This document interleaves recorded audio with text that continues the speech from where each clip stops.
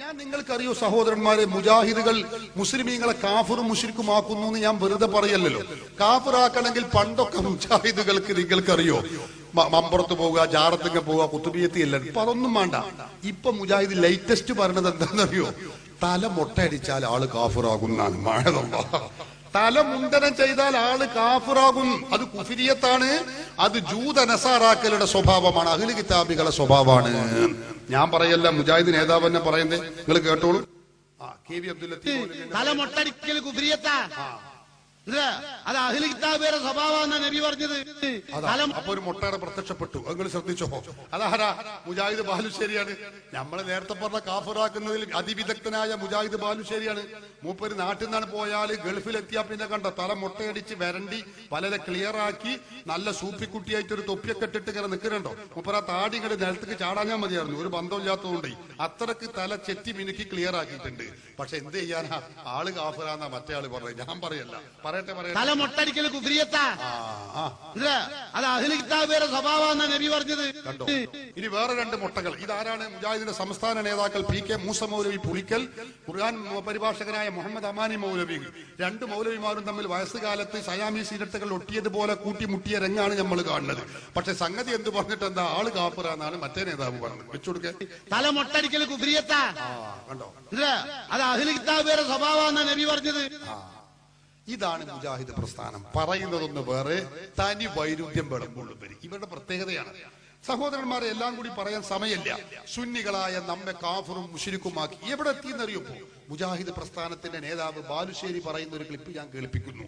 അതിലെന്താ പറയുന്നത്? സുന്നികളായ നമ്മൾ ചെയ്യുന്ന കർമാണ് കുനൂത്തും കൂട്ടപ്രാർത്ഥനയും. ഈ കൂട്ടപ്രാർത്ഥനയും കുനൂത്തും ചെയ്താൽ മുജാഹിദ് പറയാ ഇബ്ലീസിന് ഏറ്റവും ഇഷ്ടപ്പെട്ട കാര്യമാണത്. വ്യഭിചാരത്തെക്കാളും ഇഷ്ടപ്പെട്ട കാര്യമാണ് കുനൂത്തും കൂട്ടുപ്രാർത്ഥനയും പിശാചിന്. അതായത് അതിന്റെ അർത്ഥം, കൂട്ടുപ്രാർത്ഥന ചെയ്യുന്നതിലേറെ കുനൂത്ത് ചെയ്യുന്നതിലേറെ നല്ലത് എന്താണ്? വ്യഭിചരിക്കലാണ്. മുജാഹിദിന്റെ നേതാവ് ഈ സമൂഹത്തെ പഠിപ്പിക്കുകയാണ്. നിങ്ങൾ ചിന്തിക്കണം. അല്ലെങ്കിൽ വ്യഭിചാരത്തെക്കാളും കടുപ്പാണ് ഏത്? കൂട്ടുപ്രാർത്ഥന. നിങ്ങൾ ചിന്തിച്ചു നോക്ക്. അയാൾ പറയട്ടെ, വെച്ചു കൊടുക്ക്. ബാലുശ്ശേരി പറയുന്നു, ഒരു തിന്മ ഒരാൾ വ്യഭിചരിക്കുന്നതിനേക്കാൾ, ഒരാൾ മദ്യപിക്കുന്നതിനേക്കാൾ, ഒരാൾ പലിശ കൊടുക്കുന്നതിനേക്കാൾ, ഒരാള് ഈ നിലക്ക് അധർമ്മം പ്രവർത്തിക്കുന്നതിനേക്കാൾ, അളവിലും തൂക്കത്തിലും കൃത്രിമ പ്രവർത്തിക്കുന്നതിനേക്കാൾ പിശാചിന് ഏറ്റവും ഇഷ്ടം നമസ്കാരത്തിന് ശേഷമുള്ള കൂട്ടപ്രാർത്ഥനയാകുന്ന ബിദ്അത്ത്, സുബഹിക്ക് ശേഷമുള്ള കുനൂത്താകുന്ന ബിദ്അത്ത്. അത് കേട്ടങ്ങൾ, സുബഹിക്ക് ശേഷമുള്ള കുനൂത്ത്. എന്താ ഈ കുനൂത്ത് എപ്പോഴാ ഓതലെന്ന് വരെ ഈ മൊയന്തിനറിയില്ല. ചിന്തിച്ചു നോക്ക്. എന്താ ഞാൻ ഇയാളെ പറ്റി പറയണത്? സുബഹിക്ക് ശേഷമുള്ള കുനൂത്താത്ര. ഇതാ മുജാഹിദിന്റെ വിവരം. സഹോദരന്മാരെ, നിങ്ങൾ ചിന്തിക്കണം. ഇയാൾക്ക് ഇത് എപ്പോഴാ ഓതേണ്ടത് എന്ന് വരെ അറിയുന്നില്ല. പറയട്ടെ. നമസ്കാരത്തിന് ശേഷമുള്ള കൂട്ടപ്രാർത്ഥനയാകുന്ന ബിദ്അത്ത്, സുബഹിക്ക് ശേഷമുള്ള കുനൂത്താകുന്ന ബിദ്അത്ത്, നമസ്കാരത്തിന് ശേഷമുള്ള കൂട്ടപ്രാർത്ഥനയാകുന്ന ബിദ്അത്ത്, സുബഹിക്ക് ശേഷമുള്ള കുനൂത്താകുന്ന ബിദ്അത്ത്, ഒരാൾ വ്യഭിചരിക്കുന്നതിനേക്കാൾ വലിയ തിന്മ. സുബ്ഹാനല്ലാഹ്. ഇത് പിന്നെ വലിയ പാതകമാണ്. ഏത്? ഈ കൂട്ടുപ്രാർത്ഥന നടത്തുന്നത്, കുനൂത്ത് ഓതുന്നത്. അതേക്കും നല്ലത് വ്യഭിചരിക്കലാണ് എന്നാണ് ഇപ്പൊ ഇവരുടെ ഭാഷ്യം.